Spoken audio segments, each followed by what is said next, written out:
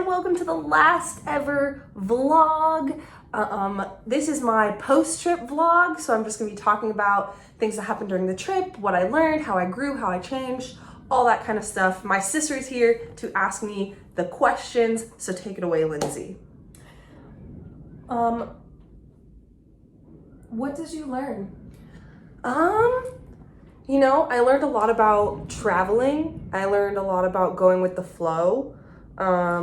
Yeah, we had to go with the flow a lot. I don't know. It's hard to explain how you learn something that's intangible. But I would say, I learned, sorry, my throat is really sore today, but I learned a lot about how to plan traveling trips, how to schedule things, how to plan ahead. Learned a lot by making mistakes, like not getting into the Louvre. Learned that planning ahead is important. I felt like I never stopped learning while I was on the trip. Every 2 seconds I was learning something new. And I learned a lot of history stuff too. Like when we went to the Vatican, I learned about art history and that kind of stuff. When we went to Schönbrunn Palace, I learned a lot about that era of Vienna history.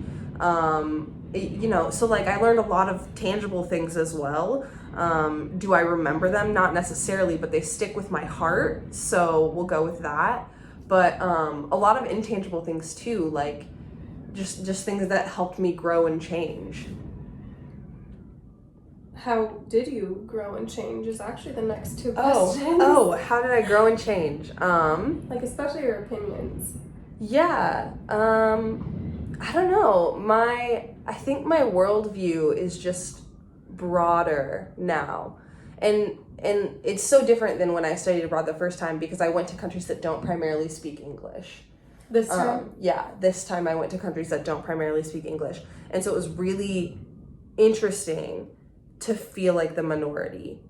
Oh my God, I don't belong here. I can't just fit in here easily. Yeah. It would take a lot of work and a lot of effort. And I felt a lot of times like an inconvenience because I couldn't speak the language. Right. I felt horrible having to be that person that's hey, do you speak English? Thank you. Yeah. But I think it's so important to experience that at some point in your life, so that you can respect what other people learning English go through. Yeah. And you can respect their efforts to speak your language. Yeah. When you're not making that same effort in all these other countries. Right. And I also think Dachau was a big growth and learning experience for me. Just seeing that and experiencing that was so powerful in a way that nothing else is. It's something you can't explain. You have to be there to understand and to feel that in the way that I did. Yeah. But yeah. Did you gain confidence while you were? I was already a pretty confident traveler, but I would definitely say this solidified it for sure. I now think I could navigate Budapest subway lines by myself. Thank you, Bob. But no, I feel like I was one of the strongest navigators of the group, partially because I had Google Maps, but I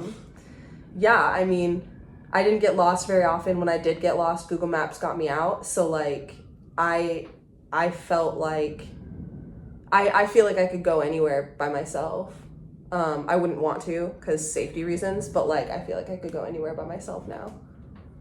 What kind of things were you afraid of going in, and how did you overcome those?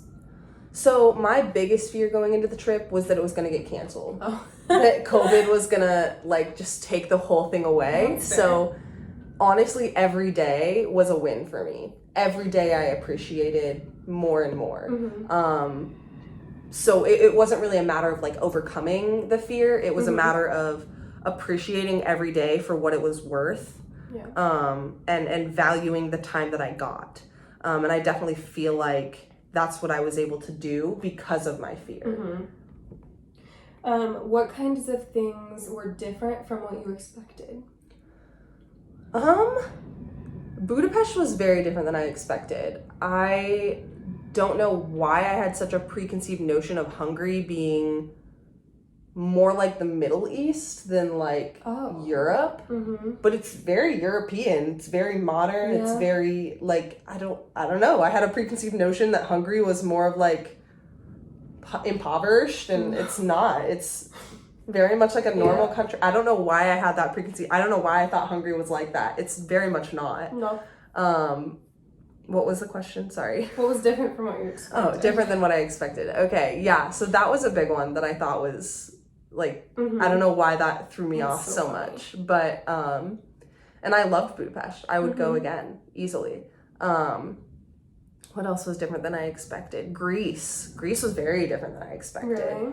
It was very much like you couldn't flush toilet paper. It was so much less advanced than I was expecting. Oh.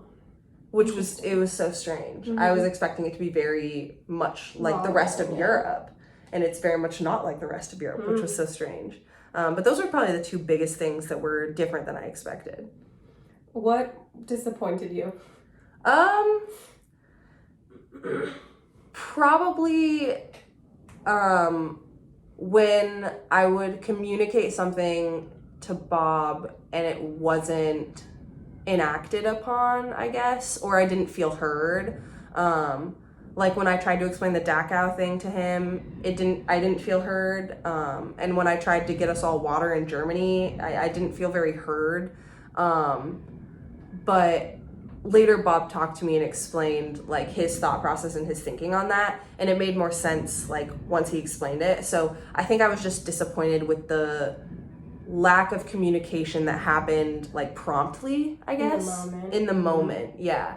Like it was explained to me later and it made sense and I've come to peace with it, but like in the moment it was very frustrating to not understand the reasoning and then be told certain things. So I would say that communication is extremely important, and I wish it had been more focused on this trip. And also timeliness. A lot of people were not very timely. It was very frustrating. Like all the girls did a great job going places on time. The boys kind of sucked. So boys need to pick it up on their timeliness. What are your biggest takeaways from this trip? My biggest takeaways are just that like the world is so much bigger than you think it is. And that like everybody needs to travel outside the country at least once, especially to a country that does not primarily speak English. Like I do think it's important to, if you want to travel outside the country and go to England, that's great. But I think it's even more important to travel to a country that does not speak English, so you can experience that and feel what other people feel when they come here and try to speak to us. Right. I mean, my biggest takeaways are just to keep traveling. Like, it's so important and it helps you grow as a person, and you learn so much that just like you can't even put into words. And so like my biggest takeaway is keep traveling. And I plan to, so that'll be good. Yeah. But that's it then. That's it. That's the final vlog. Thank you for helping me. And it's been a great trip, and I hope you enjoyed the vlog.